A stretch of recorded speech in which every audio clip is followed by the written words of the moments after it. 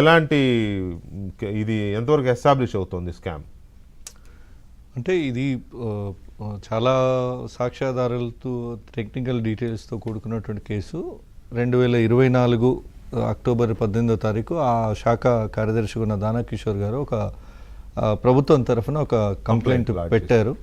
దాంట్లో main accuse వచ్చి A1గా కల్వకుంట్ల తారక రామారావు కేటీఆర్ గారు, A2గా అప్పటి HMDA స్పెషల్ సెక్రటరీగా ఉన్న అరవింద్ కుమార్ గారు, అలాగే అక్కడ చీఫ్ ఇంజనీర్గా ఉన్నటువంటి BLN రెడ్డి గారు, ఇట్లా కొంతమందిని ప్రస్తావిస్తూ వారు కంప్లైంట్ ఇచ్చి దీని మీద లోతైనటువంటి విచారణ జరపాలని చెప్పి పోలీసు శాఖ వారిని ACB వారిని కోరడం జరిగింది.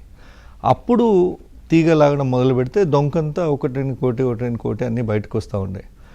ఆ క్రమంలో ఇప్పుడు ప్రూవ్ అయిన విషయం ఏంటి? ఈరోజు ఛార్జ్షీట్ మీరు చూస్తే దాదాపు 40 కోట్ల రూపాయలు, 44 కోట్ల రూపాయలు BRS పార్టీ, కేసీఆర్ పార్టీ, ఈ ఎవరైతే ఆర్గనైజర్స్ ఉన్నారో, అంటే ఈ ఈవెంట్ని ఇక్కడ కండక్ట్ చేయడానికి ఏస్ నెక్జెన్ అనే పేరుతోని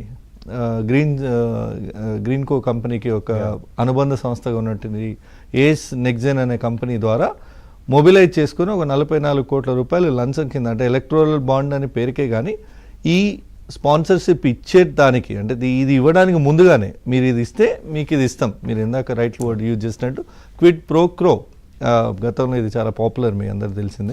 జగన్మోహన్ రెడ్డి గారు క్విడ్ ప్రో క్రోలో భాగంగా ఈ ఫార్ములా E1 రేస్ నిర్వహించడం కోసం, సీజన్ 9 నిర్వహించడం కోసం మీకు కాంట్రాక్ట్ కావాలంటే ఈ మాత్రము వీళ్ళకు చెల్లింపులు చేసుకోవాలనే కండిషన్ మీదనే అది వచ్చింది అనేది ACB ఎస్టాబ్లిష్ చేసింది. దానిలో అందరి స్టేట్మెంట్, అనిల్ గారి స్టేట్మెంట్, తర్వాత ఇంటర్నేషనల్ స్పోర్ట్స్ అడ్వైజర్ అని కిరణ్ గారు అని ఉంటారు, ఆయన స్టేట్మెంట్, ఆయన ఎవరో కాదు, మళ్ళీ ఈ ఏస్ నెక్జెన్ సంబంధించిన దాంట్లో ఒక కీలకమైన బాధ్యతల్లో పనిచేసినటువంటి వ్యక్తి. సో ఈరోజు వాళ్ళు కూడా తప్పించుకోవడానికి లేదు. అంటే దాదాపు ఒక 26 ఒక ఫిటిషియస్ companies, fake companies, just Tadakala కంపెనీలు అంటారు కదా, అంటే దానికి బోర్డు ఉండదు, కుర్చీ ఉండదు, బల్ల ఉండదు, సూట్ కేసు. పైగా ఈ 22 కంపెనీల అడ్రస్ హైటెక్ సిటీలో ఒకే అడ్రస్, ఒకటే ఛాంబర్ లో ఉంది, అండ్ ఒకటే డోర్ నెంబర్ లో ఉంది. 1-2 కంపెనీలు అంటే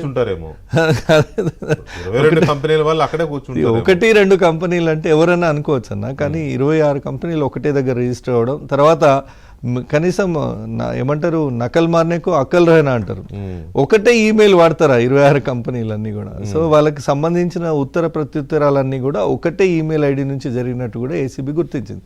సో ఇక్కడ మెటీరియల్ ఎవిడెన్స్ ఉంది, మనీ ట్రాన్సాక్షన్ ఇన్వాల్వ్డ్ ఉంది, కన్సర్న్ వాళ్ళ డైరెక్షన్ ఉందని నోట్ ఫైల్లో ఆ రోజు ఉన్నటువంటి అరవింద్ కుమార్ గారు, కేటీఆర్ గారి పేరు చాలా స్పష్టంగా on oral instructions of minister KTR, municipal and urban administration అని చెప్పడం జరిగింది. సో కేటీఆర్ గారు ఈ విషయంలో చాలా సాక్ష్యాధారాలతో యుక్తంగా దొరికిపోయినారనే వాస్తవం. రాబోయే రోజుల్లో కోర్టులు, న్యాయస్థానాలు ఏ తీర్పిస్తుందో దాని ప్రకారం చట్టపరమైన చర్యలు ఉంటాయి. చట్టం దాని పని అది చేసుకుంటూ పోతుంది. ఇప్పుడు ఉన్న ఛార్జ్షీట్ మటుకు మాట్లాడితే మాత్రం 100% కేటీఆర్ అనేవారు A1 కింద ఈ ఫార్ములా ఈ రేస్లో దొరికిపోయినట్టు, అక్యూజ్ అయినట్టు చాలా స్పష్టంగా కనబడుతుంది. ఇంకా మిగతాదంతా కూడా చట్ట ప్రకారం జరగాల్సినట్టు. రైట్. రచనారెడ్డి గారు, మామూలుగా తెలుగు ప్రజలకి క్విడ్ ప్రో క్వో అనేది జగన్మోహన్ రెడ్డి గారు పరిచయం చేశారు. మన తెలుగు దీనికి ఆఫ్కోర్స్ లాయర్లుగా మీకు అంతకుముందు తెలిసేమో, నాకు తెలియదు, కానీ నేనైతే జగన్మోహన్ రెడ్డి గారికి